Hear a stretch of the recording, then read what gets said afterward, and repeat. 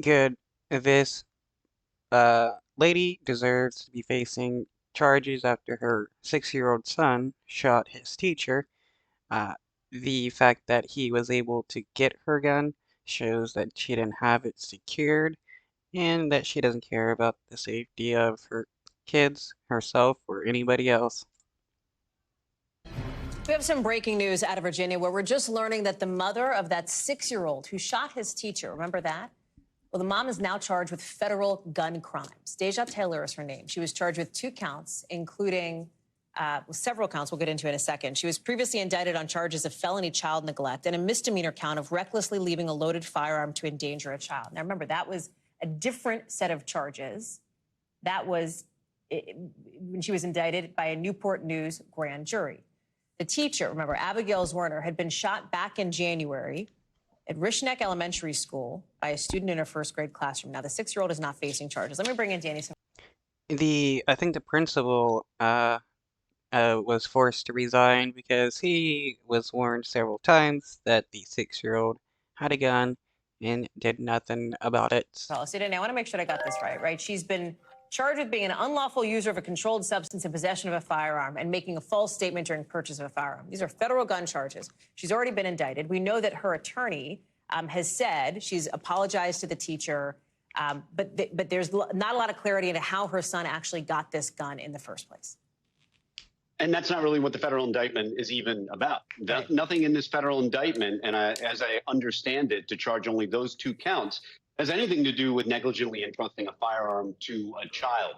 It really is 2 crimes arising from really the same crime, which is you can't be a drug user and in possession of a firearm. And since the paperwork you have to fill out, the form 4473, requires you to say whether or not you're a habitual drug user, obviously if you check yes, they're not going to give you the gun. So it's really 2 crimes arising from the same transaction, someone being an unlawful drug user. Now, the reality is there are certain people who are prohibited from using firearms. Among them are felons. But there's an obvious paper trail when you're a felon, which is a conviction on paper in court somewhere. It's a lot harder to discern what is and what is not a habitual drug user. So this smells to me, and I'm just... Though, I mean, if you drink alcohol all the time, are you prevented from buying guns? Well, no, I guess because it's like, I guess they're only counting illegal drugs.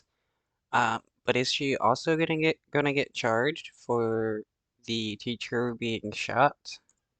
projecting based on what I'm hearing so far is that federal investigators probably went to her, found out she was a drug user. She likely talked to them, likely may have admitted it, or other people close to her may have admitted it about her. And then right there, they've almost got enough for their indictment. But it's a little more amorphous to charge someone for being a drug user in possession of a firearm, because what exactly is a drug user is a little more subjective. What is a felon is not subjective at all. Or yes, subjective. But to be clear, right, there is a trial that is set to begin on August 15th. So just a couple of months from now, later on this summer. This is separate from the other indictment in Newport News, right? Yes, although in federal court, it's usually you have 70 days in theory from the date of the first appearance.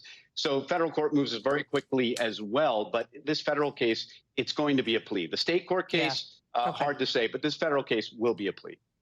Okay, so she is facing some state charges. Great. This chick ruined her own life by not securing her gun. And her attorney said Monday that she would, in fact, plead guilty to the federal charges in an agreement with prosecutors. Danny Savellis, thank you for